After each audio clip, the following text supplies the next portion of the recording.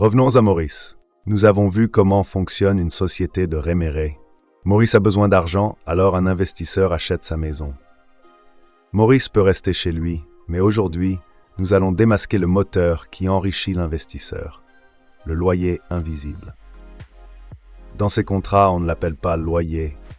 On utilise un mot savant, l'indemnité d'occupation. Mais ne vous laissez pas tromper par les grands mots. Ce n'est pas un loyer, c'est un intérêt déguisé. Le calcul entre 12% et 18%. Regardons les vrais chiffres. Si un investisseur achète la maison de Maurice pour 100 000 €, il va lui facturer une indemnité qui revient à 12% ou 18% par an. Cela signifie que Maurice paie entre 12 000 € et 18 000 € par an juste pour rester dans sa propre maison. Pour l'investisseur, c'est un profit énorme. Il n'attend pas que Maurice vende la maison pour gagner de l'argent. Il gagne 12% à 18% de rentabilité chaque année, où Maurice reste à l'intérieur. Le piège des mois acquis versus non acquis. L'investisseur veut que son profit soit garanti. En général, il engage Maurice sur une durée de 12 à 24 mois. Il va souvent demander à Maurice de payer une grande partie de ses loyers d'avance. Mais regardez bien les étiquettes. Acquis, encaissé définitivement, et non acquis, remboursable. Si des mois sont marqués acquis, cet argent appartient à l'investisseur dès que Maurice signe. Même si Maurice trouve une banque et s'en va après seulement quelques mois, l'investisseur garde tout l'argent acquis.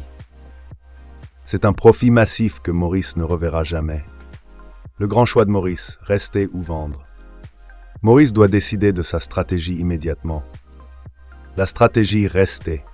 Si Maurice veut rester les 12 ou 24 mois entiers, cet intérêt de 12-18% est un désastre.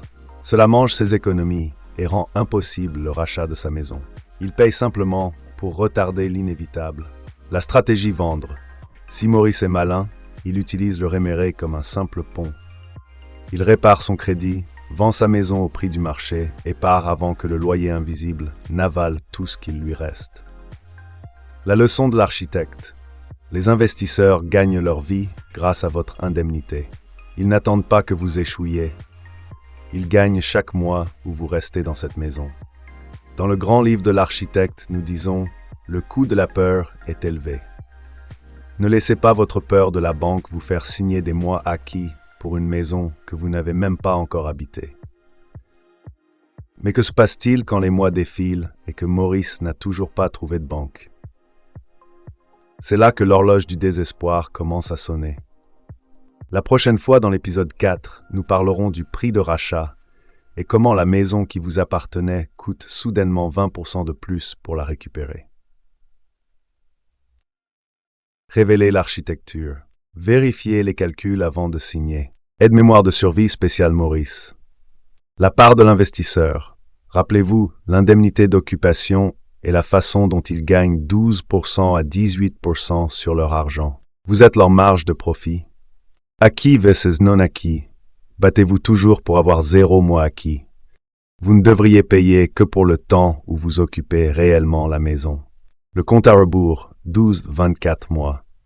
Soyez conscient que plus vous restez longtemps, plus vous donnez votre capital à l'investisseur.